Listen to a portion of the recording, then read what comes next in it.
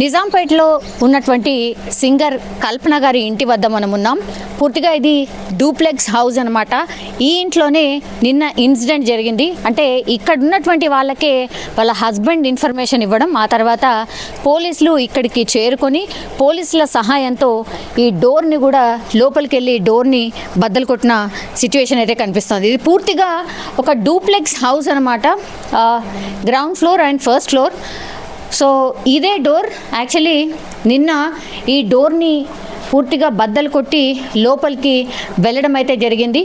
పూర్తిగా ఈ ఇంటి దగ్గర అంటే ఎక్కువగా ఉండరు కాబోలు, అందుకే పెద్దగా అంటే తిరిగిన దాఖలాలు కానీ ఇట్లా ఏమీ కూడా కనిపించట్లేదు. బికాస్ వాళ్ళు ఉండేది కూడా కేరళలో. సో అప్పుడప్పుడు ఇక్కడ ప్రోగ్రామ్స్ ఉన్నప్పుడు మాత్రమే వస్తూ ఉంటారు కాబట్టి ఇక్కడికి వచ్చి ప్రోగ్రామ్స్ చేసుకొని వెళ్తూ ఉంటారు. అందుకని ఎక్కువ రావడం పోవడం ఉండదు కాబోలు. అందుకే ఇల్లుని చూడొచ్చు, ఇక్కడ టోటల్లీ అంటే ఏం కూడా హ్యాపెనింగ్ కూడా అనిపించట్లేదు. మనం చూడొచ్చు, ఎవరు లేకపోతే ఇల్లు ఎలా ఉంటుంది అంటే పూర్తిగా ఈ ఆకులన్నీ కూడా రాలిపోయిన ఆకులు కావచ్చు, ఇట్లా పూర్తిగా ఎట్లయితే డస్ట్ పట్టి ఉంటుందో అట్లనే కనిపిస్తోంది. సో ఇది ఒక డూప్లెక్స్ హౌస్. ఐ థింక్ ఇది విల్లా, చిన్న మినీ విల్లా. సో 150 yardsలో విల్లా ఉన్నట్టు మనకైతే స్పష్టంగా అర్థమవుతోంది. సో ఈ పక్కన అన్నీ కూడా same okay type of villas మనకు కనిపిస్తున్నాయి, ఇటు కానీ పూర్తిగా. అండ్ ఎదురుగా మనం చూడొచ్చు ఒక పార్క్ కూడా ఉంది. ఎగ్జాక్ట్లీ కల్పన గారి ఇంటి ముంగట కూడా పార్క్ కనిపిస్తోంది. సో ఇది అంటే చాలా ప్రశాంతమైన వాతావరణంలో తన ఇల్లు అయితే ఉన్నట్టు కనిపిస్తోంది.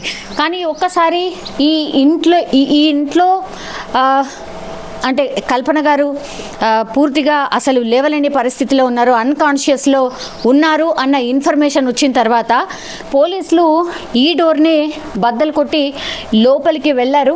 సో ఇలాగే లోపలికి వెళ్ళారు. తను అంటే పూర్తిగా అన్కాన్షియస్ అయిపోయింది కాబట్టి పోలీసులు వచ్చి ఈ డోర్ని పగలగొట్టి లోపలికి వెళ్ళి ఆ తర్వాత తనని అంబులెన్స్లో హాస్పిటల్కి తీసుకువెళ్ళిండ్రు. అయితే పూర్తిగా విచారణ అయితే కొనసాగుతోంది.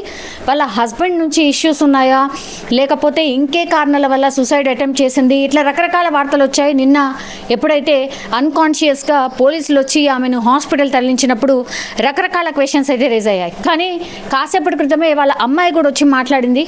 తనకు ఇన్సులిన్కి సంబంధించిన ట్రీట్మెంట్లో భాగంగా కేవలం ఆ ఇన్సులిన్ డోసేజ్ ఎక్కువైంది కాబట్టి తను అన్కాన్షియస్ అయిపోయింది. ఇది ఏమాత్రం కూడా ఆత్మహత్య ప్రయత్నం కాదు, దయచేసి అర్థం చేసుకోండి. కొంచెం డోస్ ఎక్కువైంది కాబట్టి ఆమె అన్కాన్షియస్ అయిపోయింది అన్నటువంటి మాట చెప్పారు.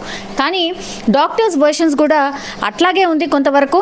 డాక్టర్ ఏం చెప్పారు అని అంటే పూర్తిగా ఆమె స్టమక్ని తీసుకురాగానే స్టమక్ మొత్తం క్లీన్ చేసేసాం, ఆ తర్వాత కొంత వెంటిలేటర్ ఇచ్చి స్టేబుల్ చేసాం, ఇప్పుడు మాత్రం తను స్టేబుల్గా ఉంది అన్నటువంటి మాట కూడా డాక్టర్స్ చెప్పిన పరిస్థితి. ఇంకా కూడా సింగర్ కల్పన హాస్పిటల్లోనే ట్రీట్మెంట్ తీసుకుంటున్నారు, బాగానే రెస్పాండ్ అవుతున్నారు, తను మాట్లాడగలుగుతుంది అనేది కూడా డాక్టర్స్ చెప్పారు. అండ్ డేంజర్ జోన్ ఏమీ కూడా లేదు, డేంజరస్ సిచ్యువేషన్లో అయితే ఏమీ లేదు, చాలా నిలకడగా ఉంది అన్నటువంటి మాట కూడా చెప్పారు.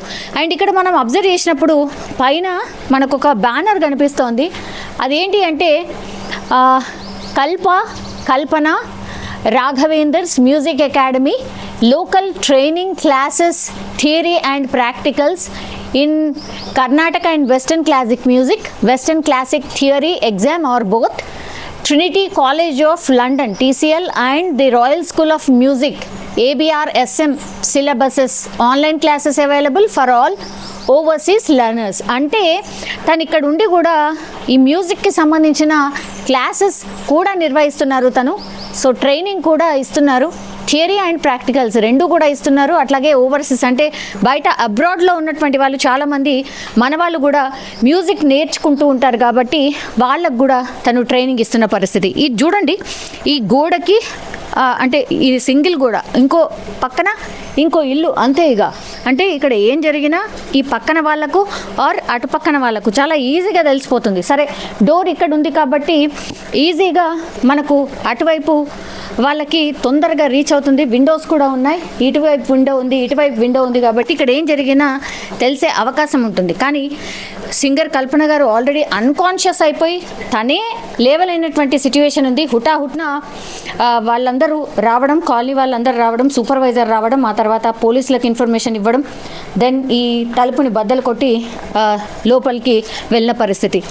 ఐ డోంట్ నో ఇట్లా చూస్తే ఏమైనా ఏర్పడుతుందో లేదో, but no nothing we can see. Transparent glasses అయితే కాదు, లోపల మరి ఎలా ఉంది, ఇల్లు ఏంటి అనేది. ఇది డూప్లెక్స్, పక్కా డూప్లెక్స్ హౌస్, బట్ ఎవరు కూడా మేడ్ అయితే ఎవరు లేరు. ఐ థింక్ రెగ్యులర్గా ఉండరు కాబట్టి మేడ్ కూడా ఎవరిని పెట్టుకోలేదు అనుకుంటా. బట్ గాడ్స్ గ్రేస్ అండ్ అందరూ సింగర్స్ నిన్న ఎప్పుడైతే కల్పన గారు హాస్పిటల్లో జాయిన్ అయ్యారో అప్పటి నుంచి కూడా అందరు సింగర్స్ వచ్చి ఆమెను పరామర్శించడం, కోలుకోండి అని చెప్పడం, ఇదంతా కూడా జరిగింది. ఒకసారి అవుట్లుక్ చూద్దాము, ఇంటి బయట ఎట్లా ఉంది, ఆవరణ ఏంటి అనేది మనం చూద్దాం. పూర్తిగా ఇల్లు ఇది 43, విల్లా నెంబర్ 43 అన్నమాట. కల్పన గారి ఇల్లు వచ్చేసి ఇది. సో పైనకి మనం ఆ స్టెప్స్ దాన్ని కూడా మనం చూడొచ్చు, మొత్తం అప్ స్టేర్స్కి వెళ్ళేటటువంటి స్టెప్స్ అవి. సో మరి ఆత్మహత్య ప్రయత్నమా, లేకపోతే నిజంగానే డోస్ ఎక్కువైపోయి తను అట్లా అన్కాన్షియస్ అయిపోయారా, స్ట్రెస్లో ఉన్నారు అనేటువంటి మాట కూడా చెప్పింది. మరి ఎట్లాంటి స్ట్రెస్లో ఉన్నారు ఏంటి అనేది మనకైతే తెలియదు. బట్ ఇది అవుట్లుక్ ఆఫ్ విల్లా, కల్పన గారి ఇల్లు ఇది అన్నమాట. పూర్తిగా బయట కూడా కొంత ప్లాంటేషన్ ఉంది, అంటే చెట్లు పెట్టుకొని ఉన్నారు, ఇటు కానీ అటు కానీ చెట్లను కూడా పెట్టుకుని ఉన్నారు. అండ్ ఈ వాతావరణం కూడా అంటే ఎంత ప్రశాంతమైనటువంటి ప్లేస్లో ఇల్లు కొనుక్కున్నారు అంటే చాలా పీస్ఫుల్గా ఉంది. ఒకటేంటంటే బై గాడ్స్ గ్రేస్ తనకైతే హెల్త్ వైజ్గా ఎట్లాంటి ఇష్యూస్ అయితే లేవు, ఇప్పుడు బాగానే కోలుకుంటున్నారు. అండ్ ఒకవేళ నిజంగానే ఇది ఆత్మహత్య ప్రయత్నం కాకపోతే ఇంకా చాలా చాలా హ్యాపీ. అందరికీ కూడా ఎవరైతే కల్పన అభిమానులు ఉన్నారో వాళ్ళందరికీ కూడా హ్యాపీయెస్ట్ న్యూస్ అని కూడా అనుకోవచ్చు.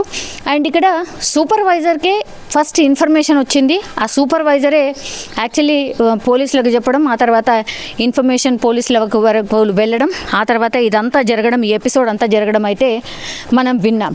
ఒక్కసారి సూపర్వైజర్ని కూడా కలిసే ప్రయత్నం ఒకసారి చేద్దాం. సో ఇదంతా కూడా మనం చూడొచ్చు, చాలా అంటే చాలా మంచి వాతావరణంలో ఒక ఇల్లు అయితే కనిపిస్తోంది. ఇది కల్పన గారి ఇంటి అపోజిట్లోనే మనం చూడొచ్చు. ఇది ఒక గ్రౌండ్ ఉంది, యాజ్ వెల్ యాజ్ మనకు తెలుసు కదా దేవీమాత కావచ్చు, లేదంటే వినాయక చవితి అప్పుడు కూడా ఈ పూజలు చేస్తూ ఉంటారు కదా. సో అట్లా ఒక మండపం కూడా పూర్తిగా రెడీగా ఉంది. సో ఇవన్నీ కూడా ఒకటే టైప్ ఆఫ్ విల్లాస్. ఎవరంటే ఎవరు కూడా బయట లేదు, చాలా సైలెంట్ అండ్ చాలా పీస్ఫుల్గా ఉన్నటువంటి విల్లాస్ ఇవి. ప్రాంతం కూడా చాలా పీస్ఫుల్గా అయితే మనకైతే కనిపిస్తుంది. ఎవరిదైనా మాట్లాడిద్దామన్నా కూడా అసలు ఎవరంటే ఎవరు కూడా కనిపించట్లేదు ఇక్కడ. సో పూర్తిగా సైలెంట్గా ఉంది. ఇది మెయిన్ గేట్. యాక్చువల్లీ మనం ఒక్కసారి ఈ మెయిన్ గేట్ దగ్గరికి వెళ్ళి మాట్లాడించే ప్రయత్నం చేద్దాం. ఇతనే సూపర్వైజర్. సో సూపర్వైజర్ మరి ఎట్లాంటి ఇన్ఫర్మేషన్ ఇచ్చిండ్రు, ఫస్ట్ ఎవరు కాల్ చేసిర్రు, అదంతా కూడా ఇన్ఫర్మేషన్ ఆయన ద్వారా తెలుసుకునే ప్రయత్నం చేద్దాం. ఇవన్నీ విల్లాస్ అన్నమాట. ఇగో ఇదే మెయిన్ ఎంట్రన్స్, విల్లా యొక్క మెయిన్ ఎంట్రన్స్ ఇది వర్టెక్స్ ప్రివిలేజ్ విల్లాస్ అన్నమాట. ఒక్కసారి మాట్లాడదాం. మీరేనా అండి సూపర్వైజర్? మీరేంటి ఇక్కడే ఉంటారా? ఇక్కడే ఉంటాను. ఓకే, ఎన్ని విల్లాస్ ఉన్నాయండి మొత్తం? 84 అనుకుంటా. 84 విల్లాస్. ఓకే, కల్పన గారు ఇక్కడ ఉండరు అంటే కేరళలో ఉంటారు అంటే తక్కువ ఉంటారు వాళ్ళు ఇక్కడ. ఎప్పటికీ బయటనే ఉంటారు, బయట తిరుగుతారు వాళ్ళు అంతే. ఎప్పుడు వచ్చి ఒక 1 వీక్ అట్లా ఉంటారు, మళ్ళీ వెళ్ళిపోతారు. వాళ్ళ ప్రోగ్రామ్స్ ఉంటాయి కదా బయట, అట్లా వెళ్ళిపోతూ ఉంటారు. మాక్సిమం అయితే ఎక్కువ ఉండరు వాళ్ళు ఇక్కడ. అది ఎప్పుడు వచ్చిండ్రు అంటే నిన్న వచ్చిండ్రా మొన్న వచ్చిండ్రా? ఎప్పుడు తెలియదు మేడం, అది 2-3 డేస్ కింద అయితే వచ్చిర్రా అనుకుంటున్నాను. నాకు తెలియదు ఎగ్జాక్ట్లీ తెలియదు, వాళ్ళకి తెలిసి ఉంటుంది సూపర్వైజర్. ఓకే, సో అంటే ఈ ఇన్ఫర్మేషన్ ఎవరికి వచ్చింది, ఎవరు కాల్ చేసిర్రు, ఇట్లా జరిగింది అని ఎవరికి వచ్చింది ఇన్ఫర్మేషన్? వాళ్ళ హస్బెండ్ ఎవరో వీళ్ళకి కాల్ చేశారట సూపర్వైజర్ Okay. ప్రభాకర్ అని ఓకే వాళ్ళకి కాల్ చేసి చెప్పారట అది మాకు తెలియదు. ఓకే ఆ తర్వాత ఏం చేసిండ్రు అంటే ఇన్ఫర్మేషన్ వచ్చింది ఆ తర్వాత ఇన్ఫర్మేషన్ వచ్చి ఇమీడియట్లీ ఆయన ఏం చేసిండు నాకు తెలియదు మేడం. అచ్చా. అంటే ఆయనని అడగండి ఓకే డీటెయిల్స్. నిన్న ఏ టైంలో జరిగిందండి ఇది 4:30 టైంలో అనుకుంటున్నాను నేను. 4:30 టైంలో జరిగింది. వెంటనే తను ఏం అంటే మాట్లాడే పొజిషన్లో లేదు, అన్కాన్షియస్ ఉన్నారు కదా. అన్కాన్షియస్ ఉన్నదని చెప్పారు. ఓకే అంబులెన్స్లో తీసుకొని వెళ్ళిపోయారు. అంబులెన్స్లో తీసుకెళ్ళాలి ఓకే అంతే. ఇప్పుడు ఎట్లున్నారో తెలుసా? న్యూస్ ఫాలో అవుతున్నారా? న్యూస్ ఫాలో అంటే ఇప్పుడు బెటర్ అన్నది తెలుస్తుంది. చూసాం అంతే న్యూస్లో అంతే. మీరు డైరెక్ట్గా చూసిండ్రా అండి ఎప్పుడైనా? డైరెక్ట్గా చూసాం. మామూలుగా వస్తారో వెళ్తారు అంతే కానీ ఎవరితో మాట్లాడారు. వాళ్ళ ప్రోగ్రామ్స్ ఉంటాయి కదా బయట, వస్తారో వెళ్ళిపోతారు అంతే. అవును, ఇక్కడ కాలనీలో మంచిగా ఇక్కడ వినాయకుడి మండపం అది ఇది కూడా ఉంది కదా, అక్కడ ప్రోగ్రామ్స్ ఏమైనా జరిగినప్పుడు తను వచ్చి పాడడం ఇదంతా ఏమైనా? అది నాకు ఐడియా లేదు. నేనైతే ఎప్పుడు చూడలేదు. కల్పన గారి ఇంట్లో ఉన్నటువంటి ఈ విల్లాస్ ప్రాంతాల్లో సూపర్వైజర్ అనే వాళ్ళు ఉంటారు కదా, సో సూపర్వైజర్ మనతో పాటు ఉన్నారు. ఏం పేరండి? ప్రభాకర్ అండి. ఓకే ప్రభాకర్ గారు, ఏం జరిగింది నిన్న అసలు మొత్తంగా ఒకసారి చెప్తారా? నాకు 4:30 మధ్యలో వాళ్ళ హస్బెండ్ కాల్ చేశారండి. ఓకే ఈ విధంగా అనుకోకుండా అన్కాన్షియస్లో వెళ్ళిపోతుందని నాకు ఫోన్ వచ్చింది, ఒకసారి వెళ్ళి చూడండి నాకు చెప్పారు. నేను వెళ్ళాను, ఆ డోర్ కొట్టాను, అన్లాక్లో ఉన్నాయి మొత్తం డోర్ వెనకాల బయట అంతా. ఈ అన్లాక్ ఉంది కదా అని నేను మళ్ళీ రిటర్న్ కాల్ చేశాను. ఓకే పగల కొట్టి హెల్ప్ చేయండి అని చెప్పారు. అచ్చా, అంటే ఓకే సార్ అని చెప్పేసి నేను మా సార్ వాళ్ళకి కాల్ చేశాను. ఎవరు మీ సార్? మా ఇక్కడ సెక్రటరీ సార్, ఓకే. వాళ్ళకి కాల్ చేశాను. ఇట్లా అంటున్నారు సార్ అంటే, లేదమ్మా ఒకసారి ఓనర్ కాల్ చేసి అడగండి అని చెప్పారు. అచ్చా. ఆ ఓనర్ కాల్ చేస్తే, లేదా మీ పగల కొట్టడు కాదు, పోలీస్ వాళ్ళు ఒకసారి కాల్ చేసి చెప్పండి అమ్మని చెప్పారు. ఓకే సొంత ఇల్లు కాదా మేడంది? లేదండి, రెంట్ అది. రెంట్ అది. అచ్చా, ఓకే. అది ఆ విధంగా నేను డయల్ 100కి కాల్ చేశాను అప్పుడే. ఓహో, ఓకే. కాల్ చేయగానే పోలీస్ వాళ్ళు వచ్చారు, చూసుకున్నారు, వెనకంచెలు పోయి దుబ్బి పగల కొట్టారు. అచ్చా, అప్పుడు పైకి పోయేసరికి మొత్తం అన్కాన్షియస్లో ఉంది ఆమె. అచ్చా, ఓకే.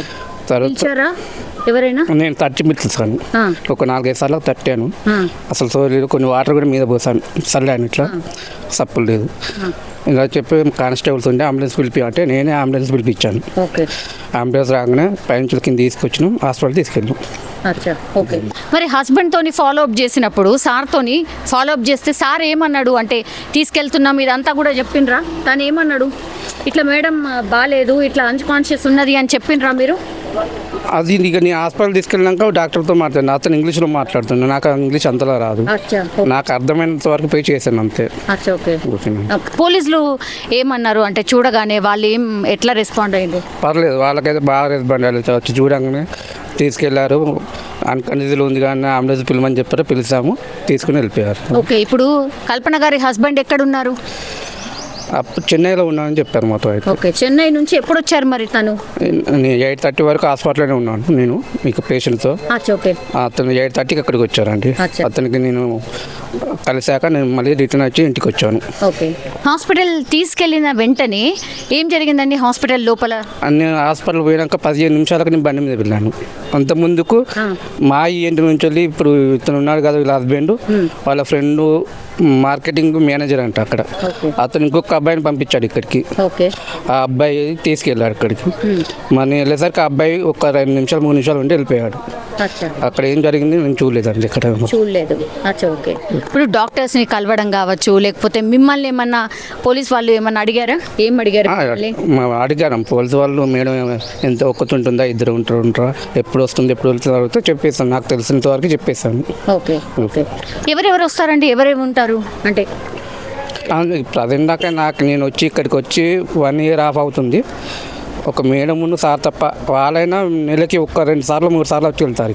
ఇక్కడ అయితే ఉండరు, వాళ్ళు అసలు ఉండరు ఇక్కడ. అచ్చా, ఓకే. ఇప్పుడు మేడం వచ్చి ఎన్ని రోజులు అయింది? నిన్ననే వచ్చింది అంటున్నారు, మొన్న వచ్చింది అంటున్నారు. నేను చూసింది అయితే 2 డేస్ బ్యాక్ చూసాను, తర్వాత నాకు కనిపించలేదు మేడం అయితే. మరి నాకు తెలిసి అయితే 2 డేస్ బ్యాక్ నుంచి అయితే కంటికి కనిపించలేదు. ఆ విధంగా నాకు సార్ ఫోన్ చేయగానే వెళ్ళి చూస్తున్నాను. ఓకే. ఎవరు వస్తున్నారు ఎవరు పోతున్నారు అనేది మీ దగ్గర ఎంట్రీ ఉండదా? ఎంట్రీ ఉంటుంది. ఓనర్సే కదా, ఓనర్స్ వచ్చినప్పుడు మేము అడగాలి. టైల్స్ మాకు లేవు కదా, ఓకే మాకు రెగ్యులర్ చూసే వాళ్ళని మేము అడగద్దు కదా. ఓకే వాళ్ళు రెగ్యులర్గా వచ్చే వాళ్ళని అడగదు. వాళ్ళు ఎప్పుడు వస్తున్నారు, ఎప్పుడు పోతున్నారు.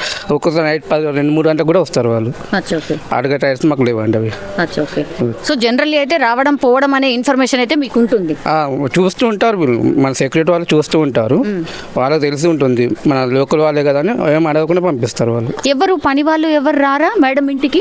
3 months బ్యాక్ వాళ్ళు మొత్తం పని వాళ్ళని ఎవరు మానిపించింది.